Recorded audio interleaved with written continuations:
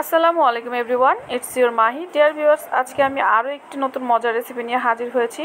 আজকে আমি আলু শাক রান্না করে দেখাবো। আর এই আলু শাকটা খেতে ভীষণ মজার হয়ে থাকে। চিংড়ি মাছ দিয়ে আলু শাকটা রান্না করলে তো অসাধারণ স্বাদের হয়ে থাকে। আর এই শাকগুলো আমি আগে থেকে ধুয়ে বেছে পরিষ্কার করে নিয়ে চলে যাব মূল রান্নায়। এখন আমি তেল ঢেলে নিয়েছি, এর মধ্যে দিয়ে দিচ্ছি পেঁয়াজ কুচি। হালকা করে আমি পেঁয়াজগুলোকে ভেজে নিব, খুব বেশি পেঁয়াজ দেওয়ার দরকার নেই। পেঁয়াজটা সামান্য লাল হয়ে এসেছে, এখন আদা রসুন বাটা দিয়ে দিয়েছি। আর দিয়ে দিচ্ছি আমি এখানে ধনিয়া গুঁড়া 1 চামচ দিয়ে দিচ্ছি লাল মরিচের গুঁড়া, আর দিব 1 চামচের মতো হলুদের গুঁড়া। এই সমস্ত মশলাগুলোই আপনাদের পছন্দ অনুযায়ী কমিয়ে বাড়িয়ে ব্যবহার করতে পারেন। আমি এখানে প্রত্যেকটা মশলা 1 চামচের মতো ব্যবহার করেছি। মশলাগুলো দিয়ে আমি খুব ভালোভাবে নেড়েচেড়ে মিশিয়ে নিচ্ছি পেঁয়াজের সাথে, আর কিছুক্ষণ ভেজে নিচ্ছি। এখন এর মধ্যে দিয়ে দিচ্ছি স্বাদ মতো লবণ। অবশ্যই লবণটা অল্প দেওয়ার চেষ্টা করবেন, কারণ শাকটা কমে যায়।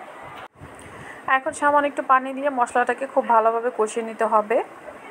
মশলাটা কষানো হয়ে গেছে, এখন এর মধ্যে আমি দিয়ে দিচ্ছি চিংড়ি মাছ। এখানে আমি গুঁড়ো চিংড়িটা ব্যবহার করেছি, আপনারা চাইলে বড় চিংড়িও ব্যবহার করতে পারেন, কিন্তু এই চিংড়িটা দিয়ে খেতে খুব ভালো হয় শাকটা। এখন আবারও আমি মিশিয়ে নিচ্ছি মশলার সাথে, আর মাছগুলোকে সামান্য আমি কষিয়ে নেব, ভাজা ভাজা করে নিতে হবে। দেখে নিশ্চয়ই আপনারা বুঝতে পারছেন আমার মাছগুলো প্রায় হয়ে গেছে, বেশি কষালে এটা শক্ত হয়ে যায়।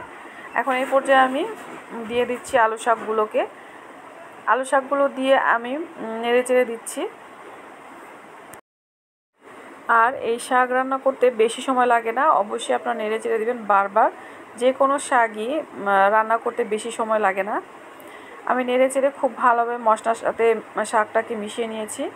আর দেখতেই পাচ্ছেন কতটা সফট হয়ে এসেছে, আস্তে আস্তে পানি ছাড়তে শুরু করেছে।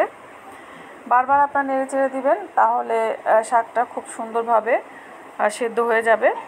নেড়ে চেড়ে আমি আবারও রেখে দিচ্ছি। দেখুন কতটা পানি ছেড়েছে, এই পানিটা শুকিয়ে নিতে হবে। একটু পর পর নেড়ে চেড়ে দিতে হবে। আর পানিটা অনেকটাই শুকিয়ে এসেছে, তারপর নেড়ে চেড়ে বারবার দিতে হবে, উপর নিচের করে দিয়ে শাকটা রান্না করে নিতে হবে। এখন অনেকটাই শুকিয়ে এসেছে পানিটা। এই পর্যায়ে আমি দিয়ে দিচ্ছি কাঁচামরিচ। আপনারা আপনাদের পছন্দ অনুযায়ী কাঁচামরিচটা অ্যাড করতে পারেন।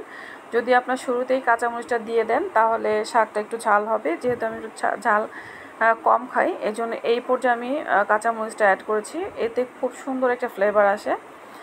এখন অনেকটাই শুকিয়ে এসেছে, আমার শাকটা তৈরি হয়ে গেছে। পরিবেশন করে দেখাচ্ছি ভিউয়ার্স, কতটা সুন্দর আর লোভনীয় পারফেক্টভাবে শাকটা রান্না করা হয়ে গেছে।